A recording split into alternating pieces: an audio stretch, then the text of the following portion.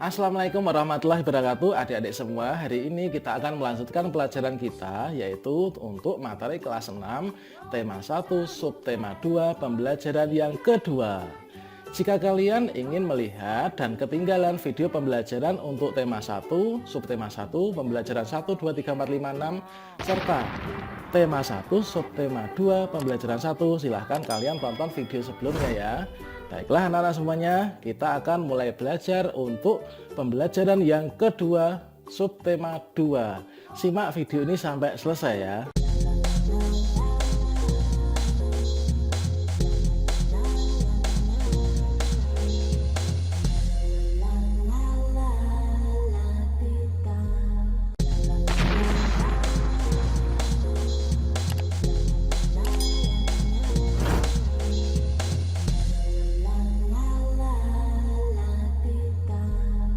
Anak-anak semua, ayam adalah unggas yang biasa dipelihara oleh orang untuk diambil apanya? Diambil telurnya ya. Memelihara ayam diharapkan dapat memberikan penghasilan dan memenuhi kebutuhan pemiliknya, seperti kebutuhan telur dan juga daging. Pernahkah kamu mengunjungi peternakan ayam, anak-anak semuanya? Seperti yang kita sering ketahui bahwa ayam potong itu dipelihara untuk dimanfaatkan dagingnya, dan ayam petelur itu dipelihara agar telurnya dapat kita manfaatkan ya. Nah, pernahkah kalian pergi ke peternakan ayam? Kemudian kalau kalian pernah ke sana, apa yang kamu rasakan saat pergi ke sana? Nah, sekarang ayo kita mencoba. Coba kalian pahami lagi kelima sila Pancasila ini ya. Nah, Pancasila yang pertama, ketuhanan yang Maha Esa. 2, kemanusiaan yang adil dan beradab. 3, persatuan Indonesia. 4, kerakyatan yang dipimpin oleh hikmat kebijaksanaan dalam permusyawaratan perwakilan. Yang kelima, keadilan sosial bagi seluruh rakyat Indonesia.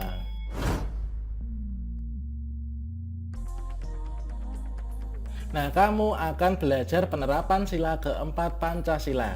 Nah, sekarang coba kamu simak. Nah, sekarang kalian simak teks yang akan saya bacakan ini ya.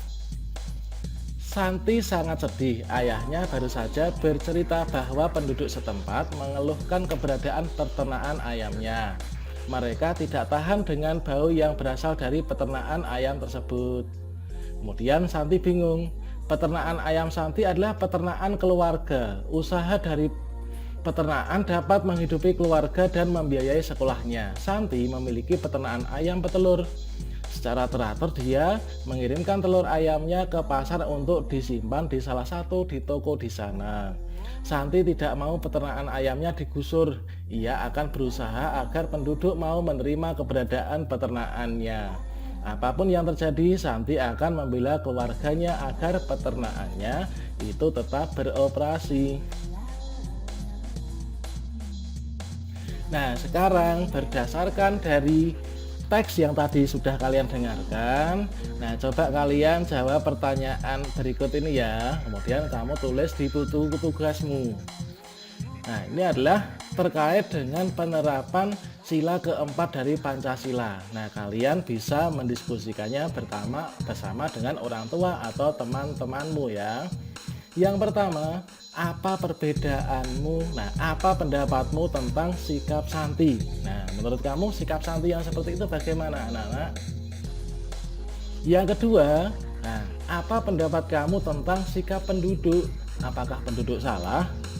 Nah, coba kamu cari tahu jawabannya. Yang ketiga, apa yang sebaiknya Santi lakukan dalam menghadapi masalahnya? Kira-kira Santi harus bagaimana, anak-anak ya? Kemudian yang keempat, apa yang sebaiknya penduduk lakukan terhadap peternakan ayam tersebut? Nah, kira-kira penduduk itu bagaimana itu ya? Nah, anak-anak semuanya, seperti yang kita ketahui bersama dan kalian harus pahami bahwa penerapan sila keempat dari sila Pancasila itu sangat penting untuk dilakukan. Dalam kehidupan sehari-hari ya, kamu mungkin menyaksikan beberapa permasalahan dan akan teratasi saat sila keempat itu dijalankan ya. Nah, coba sekarang kamu perhatikan contoh pelaksanaan sila keempat ini anak-anak. Yang pertama, tidak memaksakan keinginan. ya, tidak memaksakan keinginan. Coba kita sambil ingat lagi, sila keempat itu bunyinya apa toh? Yaitu kerakyatan yang dipimpin oleh hikmat kebijaksanaan dalam permusyawaratan perwakilan, iya kan? Nah, di sini ada kaitannya, yaitu contohnya ini adalah yang pertama, tidak memaksakan keinginan ya. Jadi kita tidak boleh memaksakan keinginan kita kepada orang lain atau pihak lain. Yang kedua itu adalah bermusyawarah. Jadi mengutamakan yang namanya musyawarah anak-anak ya. Yang ketiga itu adalah mengutamakan kepentingan orang banyak ya, mengutamakan kepentingan orang banyak. Kita tidak boleh egois diri sendiri ya. Kemudian yang keempat ini adalah menjalankan keputusan yang telah disepakati bersama. Pada saat kita bermusyawarah sudah ada keputusan, maka kita harus menghormati hasil dari keputusan itu ya anak-anak ya. Nah, sekarang kalian punya tugas. Coba kalian carilah 3 contoh perilaku atau sikap lain dalam kehidupan sehari-hari yang sesuai dengan nilai-nilai Pancasila pada sila keempat. Nah, tentunya kalian bisa ya mencarinya. Kemudian pilihlah 2 dari contoh tersebut yang akan kamu terapkan. Jadi kamu cari 4 contoh penerapan sila keempat ini. Kemudian setelah itu, setelah kamu tulis, kalian pilih 2. Nah, 2 ini kalian terapkan dalam kehidupan sehari-hari kamu ya. Berikutnya, ayo kita berkreasi ya. Sebagai sahabat manusia, hewan banyak memberikan inspirasi dalam karya seni. Salah satunya adalah seni patung. Berikut adalah beberapa contoh patung yang idenya terinspirasi dari hewan. Coba kalian perhatikan, ini patung apa? Kemudian yang ini patung apa? Ini adalah semuanya itu terinspirasi dari hewan di sekitar kita ya. Nah, di pertemuan sebelumnya kamu sudah berlatih membentuk model sederhana dengan bahan yang kamu miliki. Nah, diskusikanlah patung yang telah kamu buat tersebut. Tentukan apakah kamu akan melanjutkan patungmu atau kamu akan membuat model yang berbeda. Mintalah pendapat orang tua kamu atau juga teman-teman kamu ya. Setelah kamu menentukan model, buatlah patung ukuran kecil ya dengan teliti. Kamu dapat bertanya kepada orang tua atau teman-temanmu apabila hal-hal yang belum kamu pahami ya, jika ada yang belum dipahami. Nah, kamu itu anak-anak telah baru saja mencoba membuat patung ya. Nah, dengan modelmu sendiri. Kemudian kalian harus berlatih terus agar kamu menghasilkan patung yang indah, patung yang terbaik. Baiklah, sekarang ayo berlatih ya. Sekarang ayo berlatih.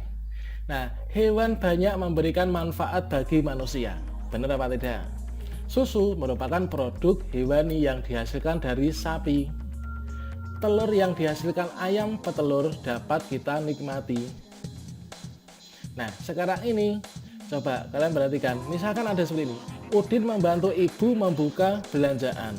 Di dalam tas terdapat 2 botol kecil susu masing-masing berharga Rp1.500. Kemudian Udin menemukan 2 kardus kecil telur masing-masing harganya adalah Rp10.000. Kemudian setelah itu coba kamu perhatikan operasi hitung mana yang menunjukkan besarnya uang yang dibelanjakan. Nah, coba diperhatikan. Di sini yang pertama, 2 kali 1.500 kali 2 sama dengan 10.000. Kemudian yang kedua, 2 kali 1.500 ditambah 2, 10.000. Yang ketiga, 2 tambah 2 dikali 1.500 ditambah 10.000. Nah, kalian bisa tuliskan jawaban kamu ya sekarang. Coba sekarang kamu diskusikan jawaban kamu dengan teman sebelahmu ya. Saat kamu sedang menyelesaikan soal yang memiliki 2 dari 1 operasi hitung, jawabanmu tergantung dari urutan penyelesaian jenis operasi hitungnya ya. Nah, Udin menemukan soal sebagai berikut. 8 ditambah 4 dikali 6 dikurangi 4. Nah, jawaban kamu berapa? Coba ini kamu berlatih soal ya. Anak-anak, kalian harus ingat ya, langkah operasi hitung adalah seperti ini ya. Langkah mengoperasikan hitung itu adalah seperti ini. Yang pertama, selesaikan operasi hitung dalam kurung dulu ya. Selesaikan operasi hitung dalam kurung dulu. Kemudian yang kedua, selesaikan perkalian dan pembagian. Itu. Berarti yang dalam kurung dulu, setelah itu pembagian dan perkalian dulu. Nah, yang ketiga, selesaikan penjumlahan dan pengurangan.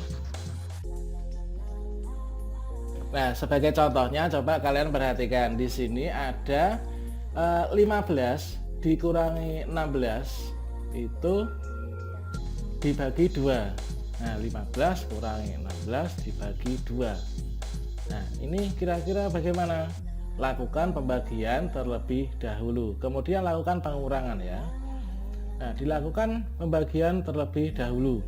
Berarti ini yang kita operasikan dulu, yaitu 16 dibagi 2 dulu ya. 16 dibagi 2 berapa? Yaitu 8. Barulah nanti menjadi hasil yaitu 15 dikurangi 8. 8 asalnya dari mana? 8 dari 16 bagi 2. Maka hasil akhirnya itu adalah 7. Nah, selanjutnya coba setelah kalian menerima pembelajaran ini, kalian coba kerjakan latihan soal ini di buku tugasmu masing-masing ya. Nah, ini adalah soalnya. Coba kalian simak, perhatikan. Baiklah anak-anak, sekarang saatnya ayo kita merenung ya. Kita renungkan. Kira-kira hari ini itu apa saja sih yang sudah kalian pelajari? Kemudian adakah materi yang masih membingungkan? Apabila masih ada, apa yang akan kamu lakukan agar lebih jelas? Apakah tanya pada guru, membaca buku, buka internet, atau apa? Nah, selanjutnya kamu kerjasama dengan orang tua ya. Diskusikanlah bersama orang tua kalian bagaimana cara kamu menerapkan nilai-nilai Pancasila dari sela keempat lingkunganmu ya, di lingkungan. Kemudian sampaikan hasilmu kepada bapak atau ibu guru ya. Baiklah anak-anak semua, cukup sekian untuk pembelajaran 2, subtema 2, tema 1 kelas 6. Semoga bermanfaat. Wassalamualaikum warahmatullahi wabarakatuh.